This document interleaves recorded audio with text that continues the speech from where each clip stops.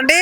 మొత్తానికి మొత్తం 119 సీట్లు మొత్తం బీఆర్ఎస్ గెలుస్తుంది. ప్రస్తుతం మనతో పాటు చార్లత రాథోడ్ గారు ఉన్నారు, మాజీ జెడ్పీటీసీ బీఆర్ఎస్ పార్టీ సీనియర్ నాయకులు. చార్లత రాథోడ్ గారు చెప్పండి, ఏ విధంగా అనిపిస్తుంది సభ?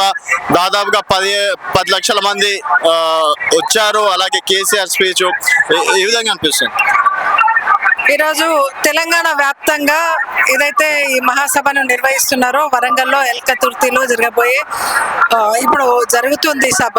ఇక్కడ కేసీఆర్ గారి ప్రసంగం వినడానికి, కేసీఆర్ మాటలు వినడానికి పల్లె పల్లె నుంచి తరలి తండోపతండాలుగా వస్తున్నారు.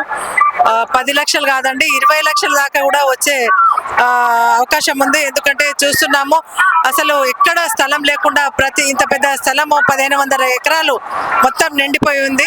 ఎక్కడ చూసినా జనమో జనసంద్రమో ఒక సముద్రం లాగా మారింది.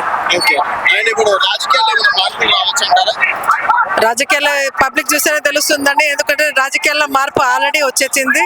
ఆ తెలంగాణ రేవంత్ రెడ్డి గవర్నమెంట్ మీద నమ్మకం ప్రజలకు అసలు లేదు. ఎందుకంటే రేవంత్ రెడ్డి గారు రాగానే 6 నెలలకే ప్రభుత్వం మొత్తం బదనామైంది. అసలు ఈ ప్రభుత్వంకు ఏదైతే ముసలి పెన్షన్ కానీ, మరియు మహిళలకు ఇస్తామన్న, మహిళల్ని మోసం చేసిండు. మహిళలకు ఇస్తామన్న 2500 కానీ అలాంటి చాలా హామీలు ఇచ్చారు, కానీ ఏ హామీ కూడా నెరవేర్చలేదు. కాబట్టి ఆ ప్రభుత్వం మీద నమ్మకం అసలు ప్రజలకు లేకపోయింది.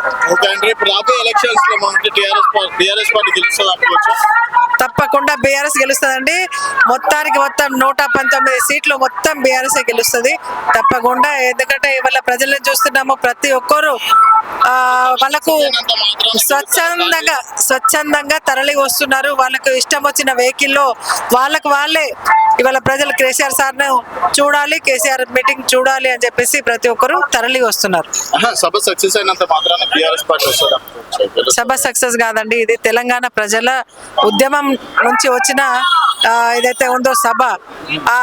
కాబట్టి ప్రజలు ఎదురు చూస్తున్నారు, ఎప్పుడు కేసీఆర్ సార్ వస్తారా, ఎప్పుడు మనము మళ్ళీ ఎలక్షన్ పెడితే, ఇప్పటికిప్పుడే ఎలక్షన్ పెడితే మళ్ళీ టీఆర్ఎస్ వచ్చే అవకాశం తప్పకుండా ఉందండి. పక్కా ఉందండి, డౌటే లేదు. తప్పకుండా మళ్ళీ కేసీఆర్ సార్ వస్తారు, మళ్ళీ బీఆర్ఎస్ పార్టీయే వస్తుంది.